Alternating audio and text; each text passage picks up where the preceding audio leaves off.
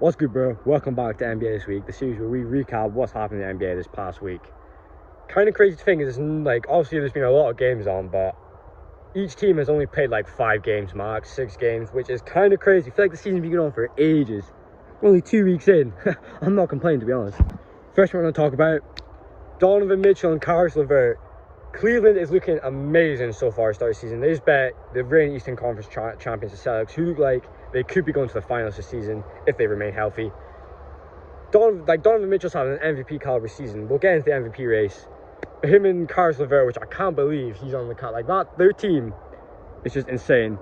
Combined for 82 points against the Celtics. Such a good game to watch. This is going to be a big rivalry. You know, all the best teams in the East are going to be battling at each other. But it's a big win for the Cavs, who've been absolutely dominating so far this season. To cap it all off, they're second in net rating, 6th in offensive rating, 3rd in defensive rating, 1st in 3-point percentage, and they are 2nd in the Eastern Conference, all without their star all-star point guard, Darius Garland. What the fuck? Cleveland are just built for the regular season. We'll obviously see how they get on in the playoffs, but right now they're looking phenomenal. Donovan Mitchell as well, like I said, in MVP conversation, he's just absolutely dominating so far this season. 31, 5 and 6, absolutely insane. Obviously, when Darius Garland comes back, maybe those numbers will slightly go down. But do you know what I mean? Let's say Darius Garland, who could be injury prone this season after just having an injury, can easily just step up and be the main man for the Cavs and lead them to wins, which he is doing so far. The Sixers, after starting very slow and concerning everyone, get a big win over the Raptors without Embiid. To be honest, when you play a team back-to-back twice, it's very likely you beat them at least once. Obviously, Tyrese Maxey went the fuck off. 44 points. At one point, wasn't even missing a shot. 15 for 20. I think it was like 9 for 12 from 3. Career high, 44 points. Tyrese Maxey is him, finally. Somewhat been struggling this season, not really. Has had some low-scoring games. But this is the ice on the top. Whatever the fuck you say. This man's getting a max contract soon, very soon. 100%, if not, that's terrible. But yeah, finally we're looking good. Obviously, we just had a massive win as well against the Bulls. Embiid hit that clutch free. It's looking good. We look to be going in the rhythm. Our bench is actually somewhat performing well. Tobias Harris is getting more shots, looking a bit more aggressive. And Matisse is playing more minutes, which is exactly what it should have been. Start of the season as well. So, we're 3-4. Bet the Bulls are also 3-4. DeMar did play good. But, Embiid owns the Bulls pretty much. I think he's 12-0 against him. You know what I mean? Like, it's crazy. James Harden, after having, looking like Houston James Harden, at the start of the season, like I said, it's like a 3-game slump. He's getting it was like last season where he's getting the 11-point games, the 12-point games, the high assist games. I think he only made 2 shots last night on, I forgot how many attempts it was, but, I looked at it and, watching the game as well, you don't even realize until you check the stats and you're like, oh my god, bro. Obviously it pops on the scoring, what's happening? It's kind of crazy, but I hope it's just a slump. We're somewhat performing well. We got a big 3 off. The big 3 we have. One of them, we can somewhat get away with one of them having a very off night. Providing our bench, actually performs. The MVP race is getting very hot right now. To be honest, it's just between Giannis, Ja, and Luka. Absolutely dominating. Giannis is just being the best player in the league. Giannis is going insane, averaging 34, 14 and 6 and 1.5 blocks per game. He literally leads the NBA in scoring and rebounds. Giannis, 3rd MVP is definitely low, and possibly a Finals MVP. I love the way Giannis, he gets better every year, and I think he could definitely keep this 34-point scoring going, because last night he did it again. He's just such a good player. And obviously the Bucks are 5-0, and they don't even have Chris Middleton back fully healthy. Obviously when he's back, it's gonna take a while to get in that rhythm. But by the playoffs, to be honest, last year the Bucks would have won if Chris Middleton didn't even get hurt. But this is their redemption year. Ja's been going crazy. His improvement all around his whole game, he's turned into such a complete player. And he's still young into his NBA career. He was drafted in 2019, and he's such a high level. His 32 points per game with nearly 7 assists, 56% from 3. His one flaw, his main flaw offensively, is looking to be fixed. I do expect that number to go a bit down, but I think he can definitely shoot 40% easily shoot 40% for the year. he's becoming unguardable. It's and Memphis' team is just built so perfectly for him, and when he's not there, easily conference finals contenders. And I think their consistency can definitely lead them to the top of the West. 4-2 record so far. I'll say they played last night without him, but he's got a load manage. Obviously, Luka is just going to put up fucking 2K numbers. That guy is averaging 35, 10, and nearly a 35 triple-double. Obviously, the Mavs aren't looking, their winning record, 2-3.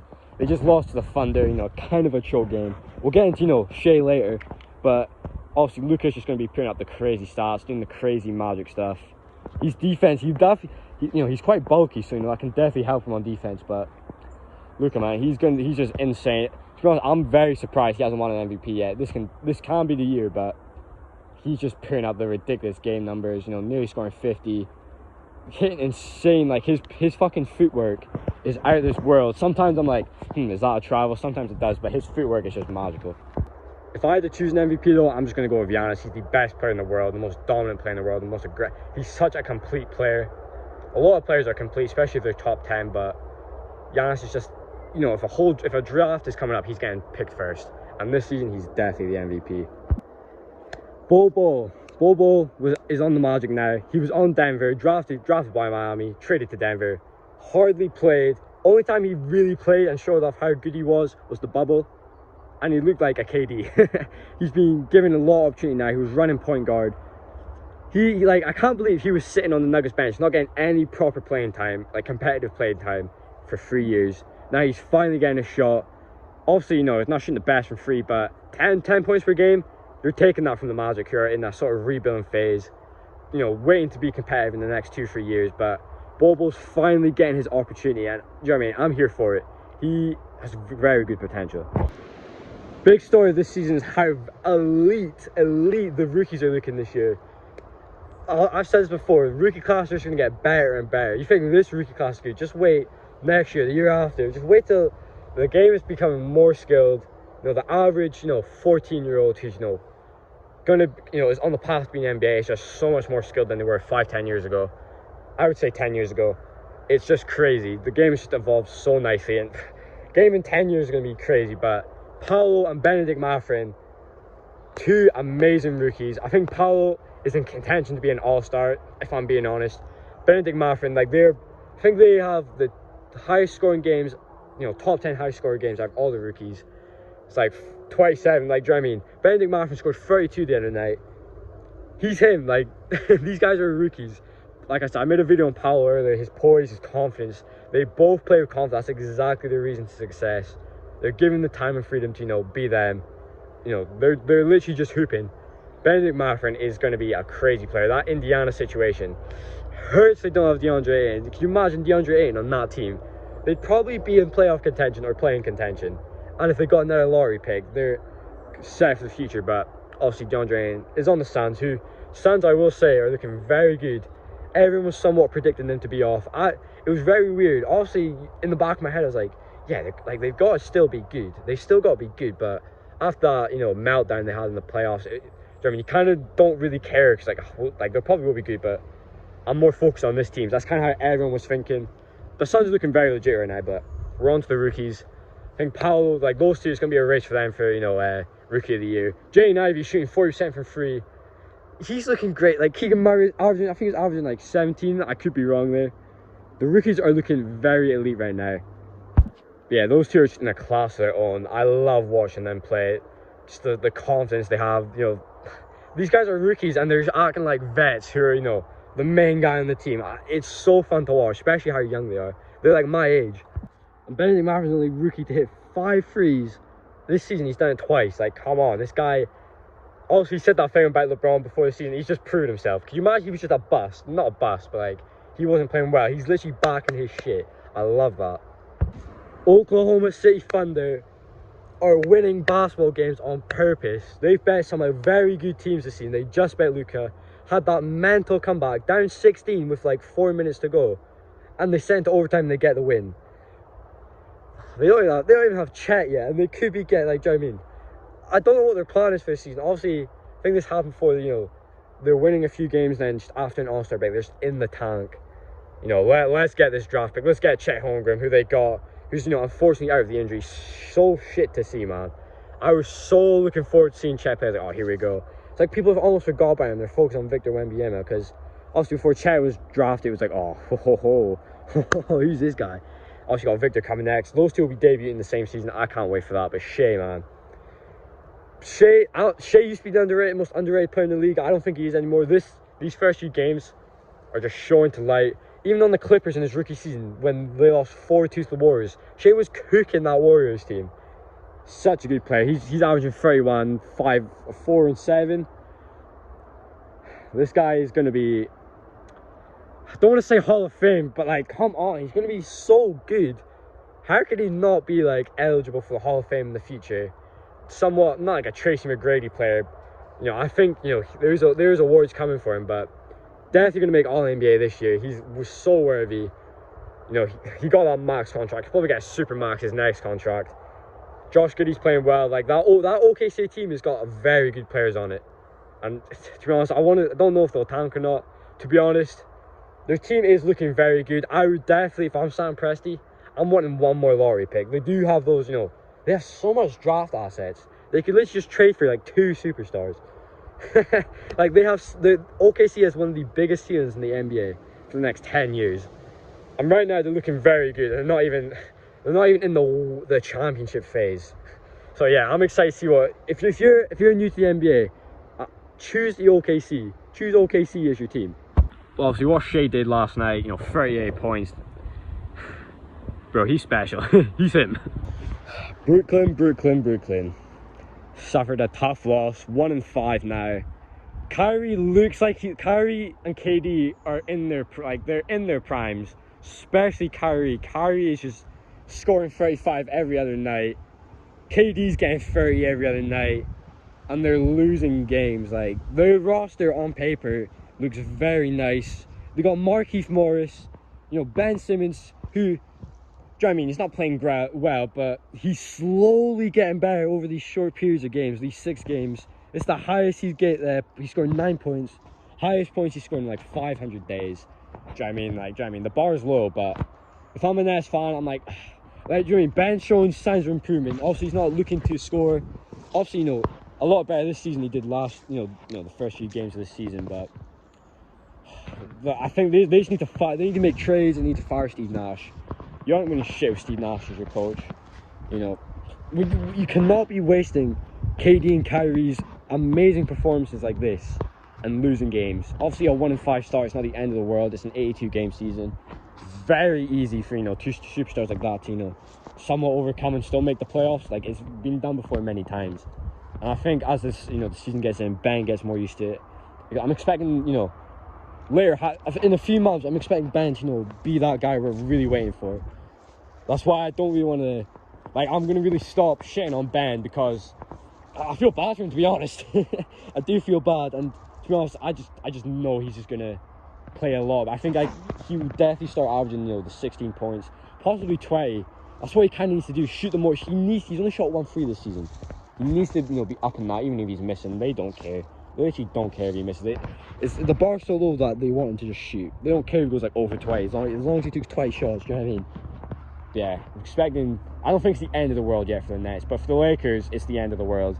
They're done. AD and Westbrook, the front of that whole situation is a mess. To be honest, if you're the Lakers, you want any hope, just trade for Buddy Hield and Miles Turner. I don't know what they are waiting for. Like, what are you waiting for? There's no point waiting that long. May as well just get it done at the start of the season. By the time it's playoff time, that team's gelled. Maybe you've made more trades. You know, when teams are rebuilding at the trade deadline, it's like, okay, let's get these valuable players off. Do you know what I mean? So it's technically not the end of the world for the Lakers, but after what they've done, it's looking like it. And their history of, you know, being bad front office. Being bad front office, that's not English there, what the fuck? Now, something I definitely did not predict to start the season is a team that traded two of some of the best players that's ever played for their franchise, Donovan Mitchell and Rudy Gobert, trade them away. They're looking to be, you know, they got a lot of first-round picks, got a lot of good assets. I would not predict them to be 5-2, beating very good teams that should be better than them. Colin Sexton, Lauri Markkanen as well, Malik Beasley. They're 5-2. I don't, like, How? How? I thought they were tanking. Why would you not tank? I love it though. It's so unpredictable. It's so unpredictable. 5% take that over it being predictable. Do you know what I mean? If the Jazz were 0-7, it's like, oh yeah, cool. Fact they're 5-2, I love it. I love it. It's amazing. It's amazing to see 5-2. What's the plan though? Are they just winning games, getting that culture up? Obviously, let's say, you know, say they get Scoot Henderson or Victor Wembanyama. To be honest, out of what, the Spurs and the Jazz, I don't think both of them will be in the top two. Joining, someone is going to get lucky in the lottery. it could be the Pelicans. Could be the Pelicans. Oh, I cannot wait to see what happens. But we got a season to get through. 5-2 record. I'm loving to see it. But yeah, the Bulls though had a mental comeback. Obviously, he's lost to us, the Sixers. They had a mental comeback against the Celtics, which after a good start is looking a bit rough. I think they'll get over it though. But Bulls done a big comeback. I don't think they're going to go far in the playoffs. You know, second round, I think that's their ceiling. Obviously, if injuries happen, they make the conference finals. Who knows? We'll see. But Bulls, you know, underrated team. I do think they're very capable of winning. Also, they got a lot of good players. I think they should trade Vucevic for a more defensive big. If you got Miles Turner, that'd be mental. Miles Turner. If you got a Miles Turner trade, 100% do that. Yeah, probably would prefer that. But do you know what I mean? They might not make it. Finally, very annoying to see. After showing the world he's him and he's back, Damian Lillard had a calf strain. He's probably going to be returning soon, but do you know what I mean? Portland were 4-0. Damian's one of the most impactful winning players in the regular season. Slash playoffs. He does all that he can, but it's more of his teammates letting down in the playoffs. Obviously, 2 seasons ago, when they were in the playoffs, he nearly scored 60 against the Nuggets. Pot, like, do you know what I mean? Crazy player. It's very ashamed to, you know, see him out again, but hopefully this isn't the start of, you know, a long injury list. You know, injuries ruin the game, but yeah. That's been it for NBA this week. I hope you enjoyed it. See you in a bit.